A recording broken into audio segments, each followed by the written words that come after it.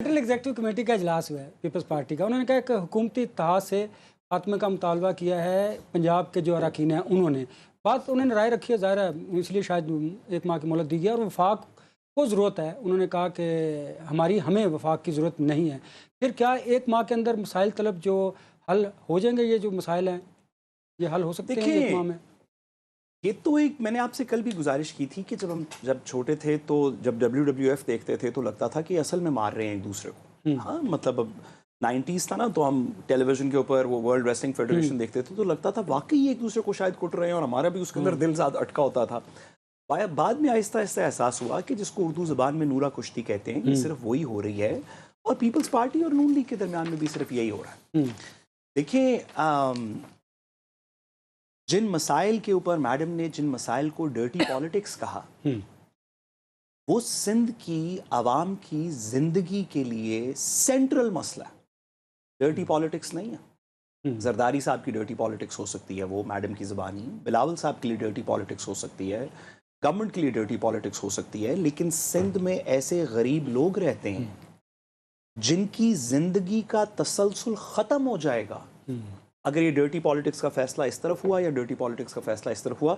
ये फैसला डिटर्मिन करता है कि वो जिंदा रह सकेंगे नहीं रह सकेंगे। वो एक किला जिस पे एक भैंस, एक ऊंट, 4 सब्जियां और 4 बच्चे रहते हैं, वो उसको सैराब कर सकेंगे नहीं कर सकेंगे।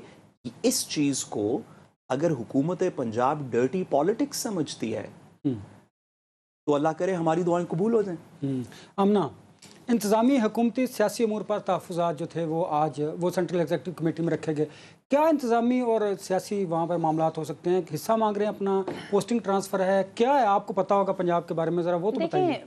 मैं क्योंकि बैरिस्टर साहब ने एज ऑलवेज बात करने मुकम्मल करने का मौका नहीं दिया, तो मैं उसी बात पे आ रही थी नहीं, कि आज तो उन्होंने बड़ी शॉर्ट बात की है। नहीं, आज तो वाकई उन्होंने शॉर्ट बात की, लेकिन इंटरप्ट तो किया ना एज ऑलवेज, एज हिज हमारी तो जुबान बंद हो जानी चाहिए। As his party training. मुझे ना आजकल जो बैरिस्टर साहब का बिहेवियर है ना, उससे मुझे एक बड़ी मजे की वाकया याद आया। मैं आपको पहले वो सुनाती हूँ, फिर आपका सवाल। वो जो नहीं कि ये जो 10 करोड़ हैं, ये जो 25 करोड़ हैं, जहल का निचोड़ है, इनकी जुबान खींच ले।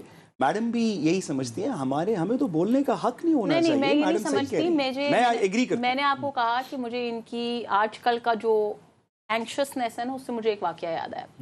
जब मैं वकील बनी और मेरा पहला दिन था कोर्ट में, जो पहली दफ़ा मैं केस खुद आर्ग्यू कर रही थी, जब मैंने कोर्ट में जाना था तो मेरे जो उस्ताद है अकरम शेख साहब, उन्होंने मेरे साथ अपनी लॉ फर्म के एक सीनियर लॉयर को भेजा। उन्होंने कहा कि ये फर्स्ट टाइम कोर्ट में आर्ग्यूमेंट्स करने जा रही है, तो आप प्लीज़ बराए मेहरबानी इसके साथ जाएं। ये इस्लामाबाद डिस्ट्रिक्ट कोर्ट की बात है।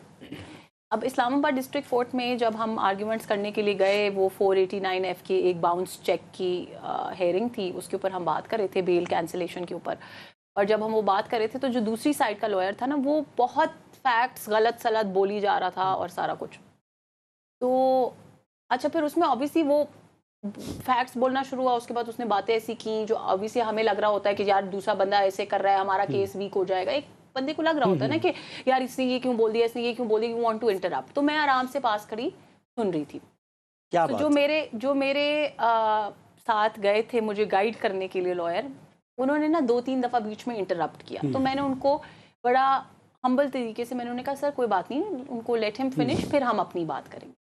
तो 2-3 दफ़ा ये करने के बाद I tell you something very funny that happened, और ये मेरा लाइफ का एक्सपीरियंस है कि उसके बाद उन्होंने क्या किया कि उन्होंने ना उनके आगे से उनके आर्ग्यूमेंट्स के पेपर्स उठा लिए जो ओपोनेंट लॉयर थे। And after that he did something, पता नहीं उनकी पॉकेट से उन्होंने कोई पेन निकाला या क्या किया, तो he was just creating all sorts of distractions. तो मैं थोड़ी सी ऑफेंड होगी। मैंने कहा यार मेरा अपना पर्सनल पहला केस है, तो मेरी इमेज खराब हो रही है, जज कहेगा ये किस किस्म के लोग हैं, ये क्या हरकतें कर रहे हैं दूसरी साइड के साथ। तो जो मेरे साथ गए थे मुझे अकम्पनी करने के लिए, उन्होंने कहा कि नहीं नहीं नहीं, ऐसे कैसे हो सकता है, तुम अगर दूसरी साइड को डिस्ट्रैक्ट नहीं करोगे और उनको बात खत्म करने दोगी तो हम तो केस हार जाएंगे। तो मुझे ना ये वाकया आजकल साद साहब की जो सिचुएशन है ना, वो देख के याद आ रहा है कि ये कभी बात मुकम्मल नहीं करने देते। बस इनका दिल होता है कि किसी तरह कोई डिस्ट्रैक्शन क्रिएट कर लें कि कहीं केस ना हार जाए। देखिए मैडम, आपने ये मैं आपको बताना चाह रही थी। ऐसी कहानी जिसका तकरीबन कोई ताल्लुक नहीं है, बिल्कुल ताल्लुक नहीं है, मैंने वो आपने सुनाई और मैंने 1 मिनट के लिए इंटरप्ट नहीं किया। हाँ, क्योंकि वो कैसी दलील, क्या दलील वो जो के मौके पे आपके बारे में थी। ये दलीलें कोई नून और पीपल्स पार्टी में भी काम आएंगी या नहीं? دیکھیں آپ نے جو کہا نا کہ ایڈمنسٹریٹو ایشوز اس پہ میں آتی ہوں. سیاسی اب وہ بات انتظامی یہ امور پر ہے گفتگو انہوں نے کی کہ ہے. جتنی بھی یہ دیکھیں دنیا پوری میں کولیشن گورنمنٹس جب ہوتی ہے نا تو یہ ہر جگہ ہوتا ہے, یہ کوئی انہونی بات نہیں ہے. جھگڑا ہے ہی نہیں. تو پھر یہ تنازع کس بات کا؟ جھگڑا لفظ بہت اسٹرانگ لفظ ہے. جھگڑا تحفظات کیسے چلیے اس طرح لے لیتے ہیں؟ کنسرنز ہیں, تحفظات ہیں, کنسرنز ہیں, اور وہ بالکل ہو سکتے ہیں نا. ڈیموکریسی ہے. ہم نے کسی کو اپنے ساتھ اگر کولیشن میں شامل کیا تو ان کے کوئی ہاتھ پاؤں باندھ کے ان کی زبان بندی کر کے تو شامل نہیں کیا. میں تو یہ اس حد تک کہتی ہوں کہ جو لوگ ہماری اپنی پارٹی سے ہیں وہ بھی ہم سے اختلاف کر سکتے ہیں, ان کے بھی تحفظات ہو سکتے ہیں اور ہوتے ہیں. اگر آپ ریگولرلی دیکھیں ہماری کیبنٹ کے اندر موجود لوگ, ہماری پارٹی کے اندر موجود لوگ بہت دفعہ بہت ساری چیزوں پہ اپنے کنسرن کا اظہار کرتے ہیں. جب ہماری انٹرنل پارٹی میٹنگز ہوتی ہیں, جب ہماری پارلیمنٹری میٹنگز ہوتی ہیں, لوگ اپنے کنسرنس کا اظہار کرتے ہیں اور کنسرنس کو ایڈریس بھی کیا جاتا ہے. تو اسی طرح پاکستان پیپلز پارٹی جو اس وقت ہے وہ ہماری کولیشن پارٹی ہے. پوری دنیا میں جہاں پہ کولیشن گورنمنٹس ہوتی ہیں آپ کے لوگوں کے ڈفرینسز آتے ہیں, آپ کے کویشچن آنسرز آتے ہیں. دس از یہ جمہوریت کا حسن ہے. خطرہ ہے ہی, خطرہ ہوگا کیوں؟ خطرہ آپ کو پتہ ہے کب ہوگا؟ جب وہ یہ بات نہیں کریں گے تب ہوگا, کیونکہ تب سچویشن بنے گی پاکستان تحریک انصاف والی کہ جی ہم تو بات ہی نہیں کر رہے, ہم تو بات ہی نہیں کر رہے, ہم تو منہ بنا کے جو ہے احتجاج کرنے بیٹھ گئے. جب تک بات ہو رہی ہے, جب تک ڈائلاگ ہو رہا ہے, دس از دا بیوٹی آف ڈیموکریسی. مجھے کوئی بات اچھی نہیں لگی, مجھے آج پیپلز پارٹی کی کوئی بات اچھی نہیں لگی, I should be able to convey it, to discuss it, to talk about it.